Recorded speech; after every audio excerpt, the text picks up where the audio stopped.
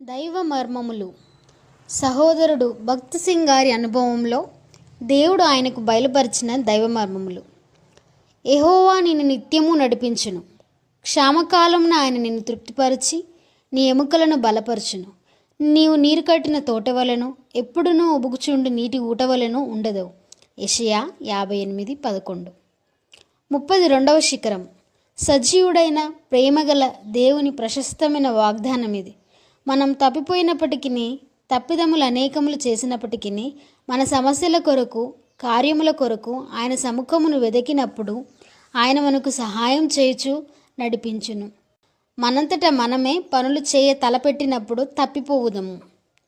అయితే దేవుని వాగ్దానము ఇలాగునున్నది: యెహోవా నిన్ను నిత్యము నడిపించును. యెషయా 58:11. ప్రతి అడుగునందు, అత్యల్పమైన విషయముల యందు కూడా మనలను నడిపించుటలో బాధ్యత వహించును.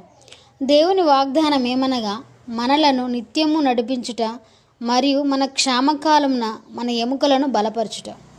క్షామకారణమున ఆహారమునకు కొరతయున్నను దేవుని ప్రజలు ఉపవాసం ఉండనవసరం లేదు. ఆయన నీకిచ్చు ప్రతి విధమైన ఆహారమును దీవించును.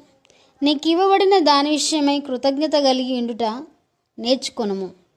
నీవు నీరు కట్టిన తోటవలె నుండెదవు.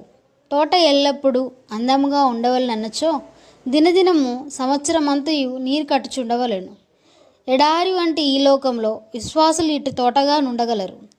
నీ యొద్దకు వచ్చి వారికి నీవు వాక్యమును ఇవ్వగలవు. నీ అంతటి నీవు కూడా ఆత్మీయముగా నూతనపరచబడుచు ఆరోగ్యముగా నుండగలవు.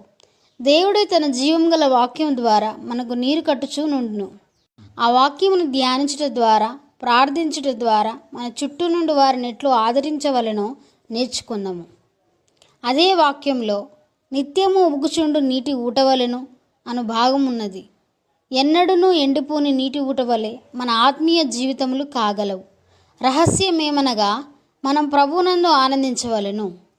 ఆ రీతిగా మనం పాడైన స్థలములను కట్టగలము మరియు సజీవమైన సంఘమును మనం ఇతరులకు చూపించగలము.